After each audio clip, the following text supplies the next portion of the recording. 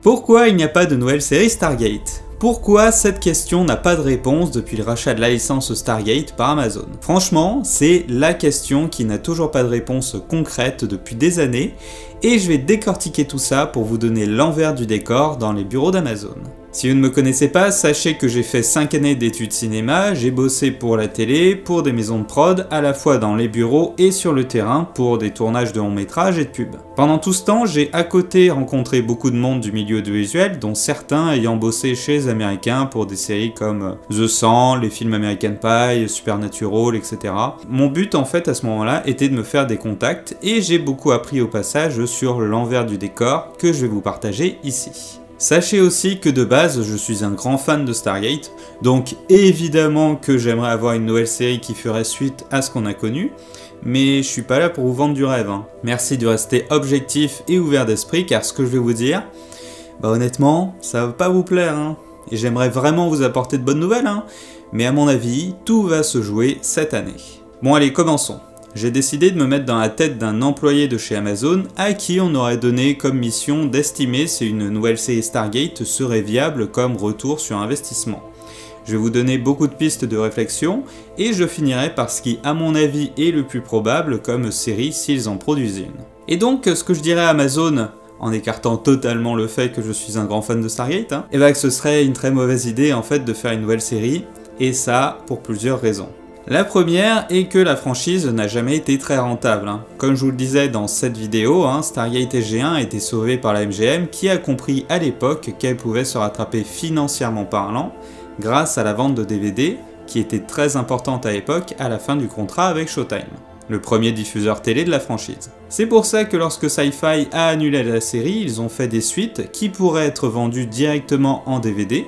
D'autres en film étaient prévus, mais entre-temps, il y a eu la faillite de la MGM. Lorsque les problèmes furent réglés, quelques années avaient passé et les ventes de DVD avaient beaucoup diminué. La rentabilité d'une sortie DVD n'était clairement plus assurée.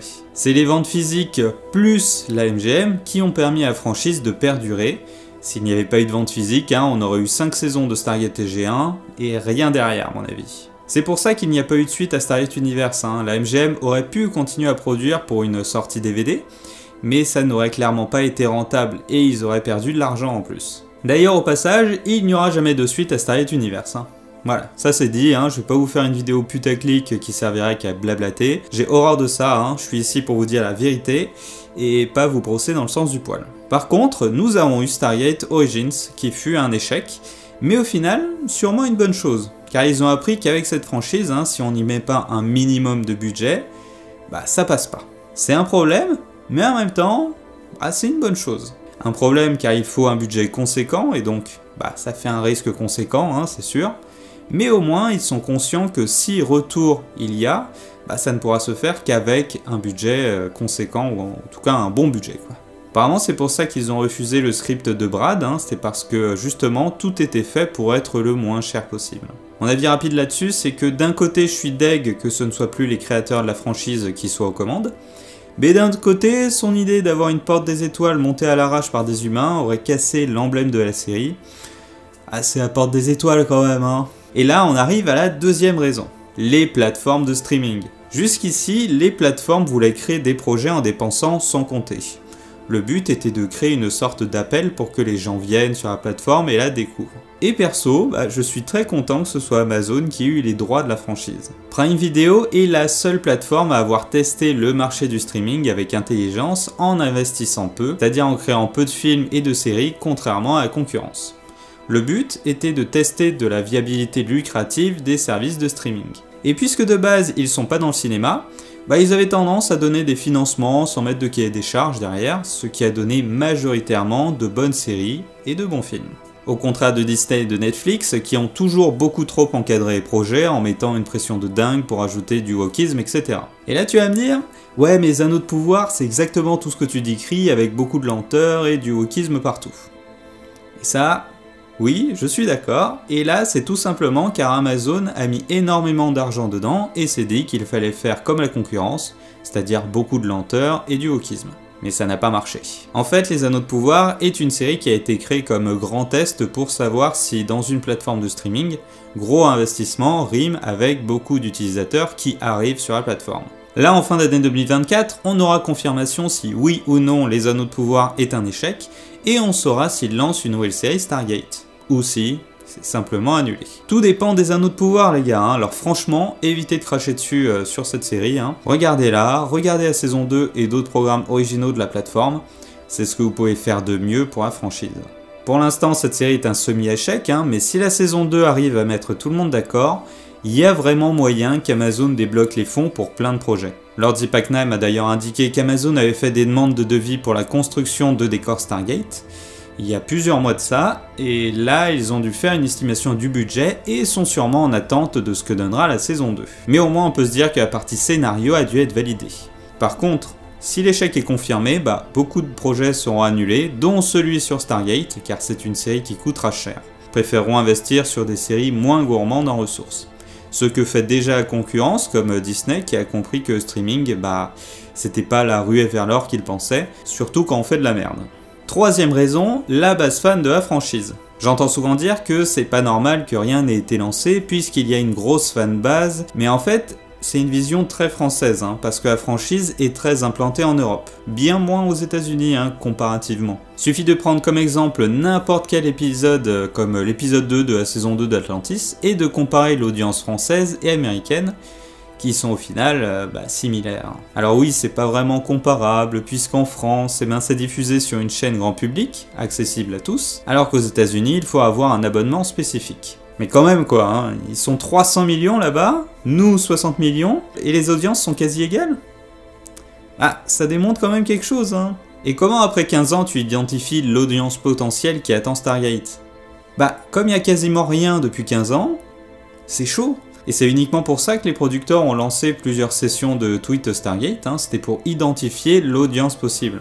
Et ça reste des estimations, car tu prends en fait le total des utilisateurs ayant fait des tweets à l'échelle mondiale, et tu la multiplies par 1000 pour avoir une estimation.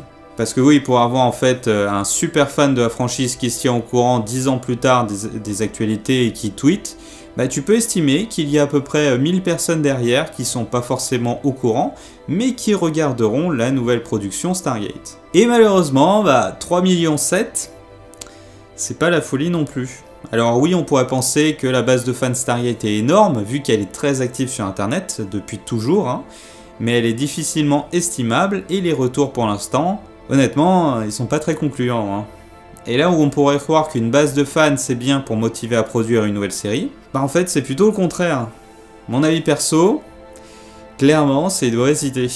Suffit de voir comment Stargate Universe a été déchiré par les fans car ça sortait de ce qu'ils voyaient habituellement. Là t'as une base de fans qui majoritairement veut une série qui fasse suite. Et moi aussi, Mais en fait, c'est pas vraiment possible. La base de fans n'est pas suffisamment grosse pour apporter de l'argent, donc t'es obligé de faire un reboot si tu veux attirer de nouveaux spectateurs. Et c'est pas juste comme ça, t'es vraiment obligé, tu peux pas dire « Ouais, pour voir cette série, faut d'abord que tu rattrapes les 17 saisons précédentes. » C'est pas possible. Je vous l'avais dit que c'était pas une vidéo qui vous ferait plaisir, Désolé, j'aimerais vous donner de bonnes nouvelles. Vous préférez une énième vidéo d'espoir qui ne mène à rien, ou la vérité pure et dure?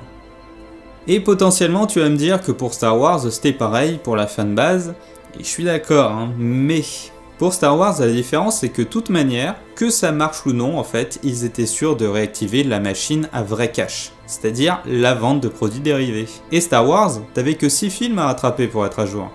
Oui, il y a aussi eu des produits dérivés Stargate, mais comparons ce qui est comparable, la vente de produits dérivés Stargate sur 20 ans, ça doit même pas représenter 0,1% de la vente de produits Star Wars sur une seule année. Star Wars, c'est vraiment un marché à plusieurs dizaines de milliards quand même. Franchement, s'il y a une nouvelle série Stargate, reboot ou non, il y a 99% de chances pour que la fanbase la déteste et lui crache dessus sur les réseaux.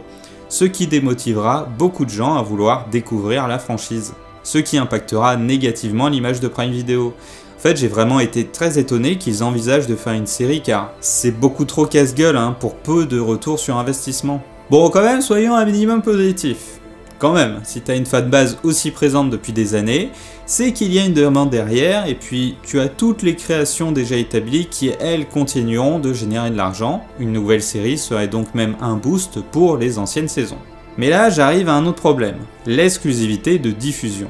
Vous vous êtes pas demandé pourquoi les séries Stargate ne font pas partie nativement de l'offre Prime Video? Pourquoi il fallait payer le surplus MGM pour y avoir accès? Là c'est plutôt simple, c'est que Sci-Fi a toujours l'exclusivité de diffusion des séries Stargate sur sa chaîne. Comme à l'époque les plateformes de streaming n'existaient pas, des fois il y avait des chaînes de télé qui obtenaient l'exclusivité de diffusion d'une série en fait sur leur chaîne pour des années, selon les contrats. C'est utile pour les chaînes d'avoir un catalogue de séries sous la main pour combler les cases horaires vides, chaque année, et faire de la rediffusion à moindre frais. C'était utile aussi pour la MGM qui recevait en échange une somme d'argent sans perdre les droits. Pour eux, le principal c'était les ventes de DVD. Mais depuis en fait les plateformes sont arrivées et grosso modo on a considéré dans les contrats en fait que les plateformes de streaming étaient comme des chaînes de télé. Donc si une série était déjà exclusive à une autre chaîne, c'est pas possible qu'elle soit dessus, à moins que l'utilisateur de lui-même accepte de payer une somme supplémentaire, et là on entre dans le cas de vente de DVD. À l'époque, pour diffuser une série, en fait, il n'y avait que deux options, la télé ou les ventes physiques. La MGM savait qu'elle se faisait beaucoup d'argent avec les ventes de DVD, donc elle a gardé les droits de diffusion physique. Les droits de diffusion télé ont été vendus ensuite à Sci-Fi pour un laps de temps donné. Seulement, un nouveau moyen de diffusion est arrivé, les plateformes du streaming.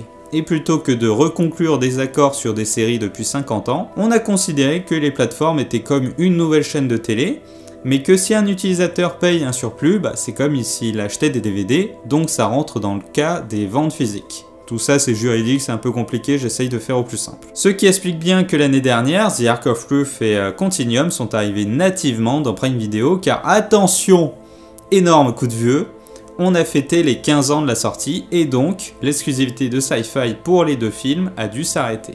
D'ailleurs, tiens, je vais vous montrer un petit truc que vous n'avez pas vu. Attends. Il y a une grosse erreur d'impression en fait sur l'affiche du DVD. Alors je vais le mettre en plus grand, mais en gros, si vous regardez bien en fait, notre équipe SG1 est complètement dédoublée à l'arrière.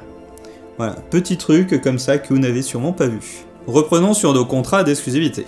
En fait, ce genre de contrat d'exclusivité, c'est en général par tranche de 5 ans, 10 ans, 15 ans, voire 30 ans dans certains cas. Et plus la tranche est importante, et plus ça coûte cher pour la chaîne de télé. Donc c'est intéressant pour les séries, comme je vous le disais, ça remplit facilement plein de tranches horaires vides, mais c'est pas très intéressant pour les téléfilms qui forcément remplissent une tranche horaire par an, et pas beaucoup plus, tu vas pas t'amuser à diffuser le même téléfilm chaque semaine. Et là, on arrive au vrai problème. C'est que, s'ils font une nouvelle série, il faudra qu'en plus, ils payent pour racheter les droits de diffusion de toutes les séries à Sci-Fi. Ça commence à faire beaucoup de frais avant même qu'un seul nouvel épisode sorte.